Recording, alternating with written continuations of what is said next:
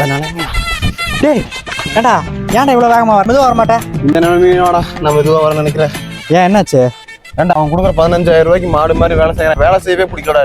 Internship அது இதுன்னு வர சொன்னா வரமாட்டேன். காலேஜ் கட்ட எடுத்து கஞ்சாடி சுத்திட்டு இருப்பேன். இது பார்த்தாதுன்னு 4 வச்சு 4 பிரேக்கப். என் பிரேக்கப் கதையை கேட்டு எமோஷனல் ஆகி குடிச்சு என் சம்பளத்துக்குள்ள அடிக்கணும். அப்புறம் என்ன மாசம் மாசம் உங்ககிட்ட வந்து நான் பிச்சை எடுக்கணும். அதானே கூல்ரா கூல். ஏன் கோவப்படுற? சரி வந்துச்சான் பாரு. வரலடா, நான் வரும்போதே போயிட்டு வந்தேன். டேய் சம்பளம் வந்துச்சான் பாரு. Okay okay okay okay.